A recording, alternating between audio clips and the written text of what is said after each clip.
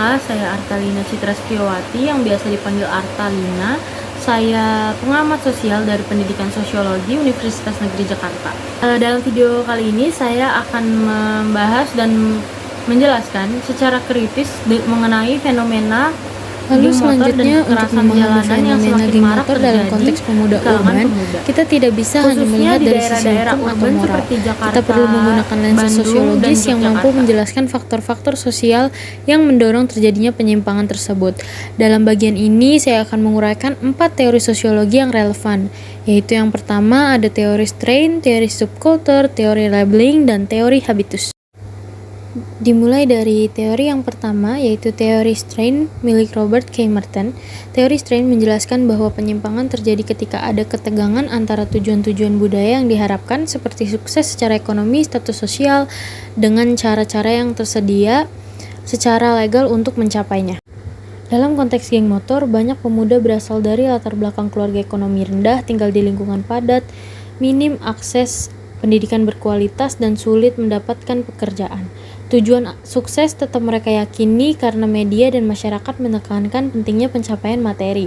Namun karena jalur legal seperti pendidikan dan kerjaan formal sulit dijangkau, mereka mencari jalan lain untuk mendapatkan pengakuan, yaitu melalui kekuatan, ketakutan, atau eksistensi di jalanan. Maka geng motor menjadi sarana alternatif untuk mencapai keberhasilan versi mereka meskipun dengan cara yang menyimpang. Yang kedua ada teori subkultur oleh Albert Cohen. Albert Cohen menjelaskan bahwa kelompok pemuda yang terpinggirkan menciptakan nilai dan norma yang sendiri yang menentang norma dominan. Ini disebut sebagai subkultur. Dalam subkultur ini, hal-hal yang dianggap negatif oleh masyarakat umum seperti kekerasan, perlawanan terhadap polisi, atau solidaritas kelompok yang ekstrim justru dianggap sebagai sesuatu yang positif. Geng motor memiliki sistem nilai tersendiri, yaitu loyalitas tanpa syarat, keberanian melawan otoritas, dan simbol-simbol khas seperti atribut suara knalpot hingga senjata tajam. Semua ini menjadi bagian dari identitas kelompok. Ketika seseorang pemuda tidak merasa dihargai di sekolah, di rumah, atau di masyarakat, maka ia akan merasa lebih dilihat saat bergabung dengan kelompok seperti ini. Solidaritas dan perasaan punya tempat menjadi alasan mengapa subkultur seperti geng motor tetap bertahan. Lalu yang ketiga ada teori labeling oleh Howard Becker. Teori ini menjelaskan bahwa penyimpangan bukan hanya hasil dari tindakan individu, tetapi juga dari cara masyarakat memberi label terhadap individu tersebut. Misalnya, seorang pemuda yang sering nongkrong di pinggir jalan akan cepat dilabeli sebagai anak nakal atau preman.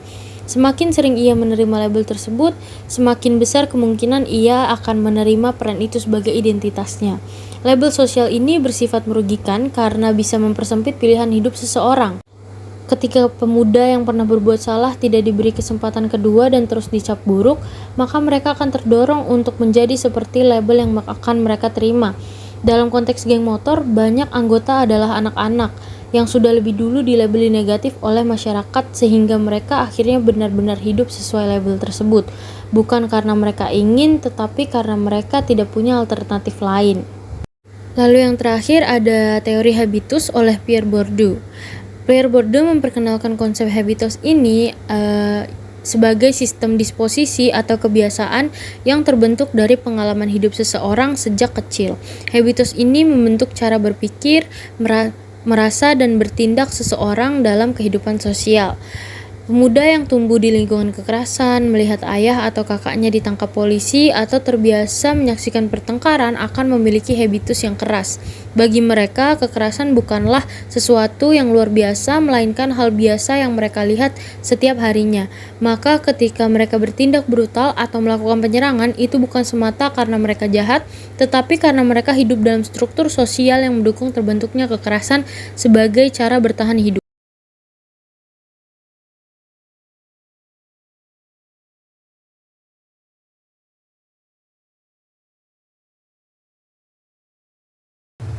Fenomena geng motor ini bukan hanya menyebabkan keresahan masyarakat, tetapi juga menimbulkan dampak sosial yang luas dan berlapis. Dampaknya tidak dirasakan oleh korban langsung saja, tetapi juga lingkungan sosial, institusi sosial, lalu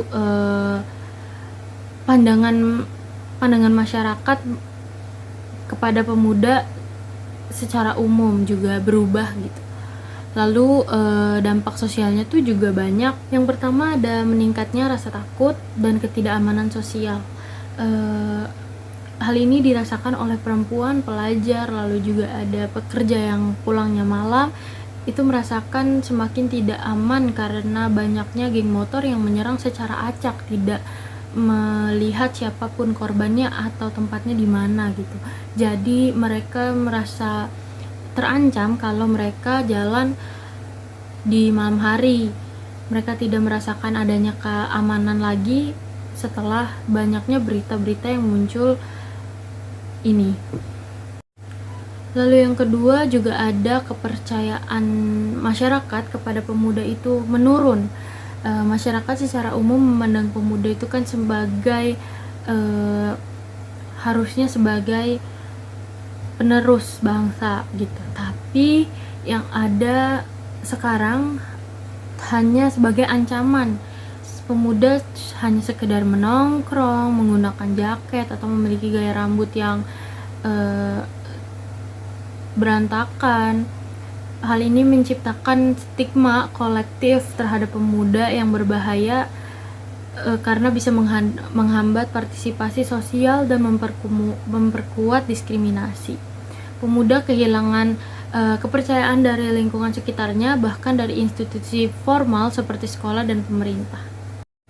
Dampak sosial dari geng motor ini tidak bisa dianggap sepele karena ya bisa merusak hubungan antar warga, lalu memperlebar jarak antara generasi, dan menciptakan siklus kekerasan serta stigma yang semakin sulit diurai.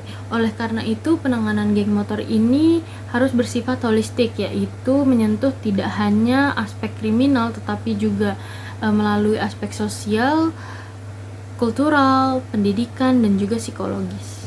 Fenomena ini bukan hanya masalah kriminal tetapi juga gejala sosial yang kompleks yang mencerminkan krisis identitas dan kegagalan sistem sosial dalam memberi ruang dan arah yang sehat bagi pemuda.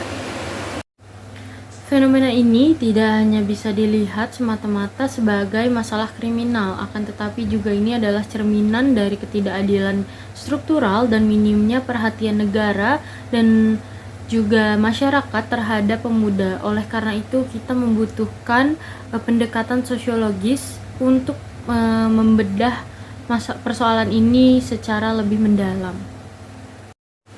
Fenomena geng motor ini bukan hanya semata tentang kejahatan, tetapi juga sebagai potret kegagalan kita sebagai masyarakat dalam memanusiakan pemuda. Ketika mereka tidak didengar, tidak dilibatkan, dan tidak diberi ruang, maka mereka akan membuat ruangnya sendiri meski dengan cara yang salah. Pemuda urban yang bergabung dalam geng motor tidak semata-mata memilih jalan itu karena kehendak bebas.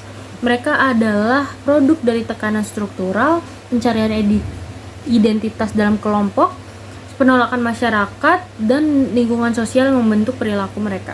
Dengan memahami geng motor dari sudut pandang tersebut, kita bisa menyadari bahwa solusi tidak hanya dengan menindak mereka secara hukum, tetapi juga harus ada perubahan dari sisi pendidikan, kebijakan pemuda, lalu rekonstruksi ruang publik, dan juga perubahan cara pandang kita terhadap pemuda dengan memperlakukan pemuda bukan sebagai ancaman tetapi sebagai bagian dari masyarakat yang kita butuhkan dan perlu dipulihkan. Sebagai mahasiswa dan calon sosiolog, tugas kita bukan hanya sekedar untuk menilai tetapi juga memahami akar persoalan dan membantu mencari solusinya. Maka dari itu, mari kita kembalikan kepercayaan para pemuda dan membantu mereka menjadi agen perubahan yang sejati. Sekian pembahasan yang bisa saya bahas di video kali ini. Saya Artalina, pengamat sosial dari UNJ, pamit undur diri.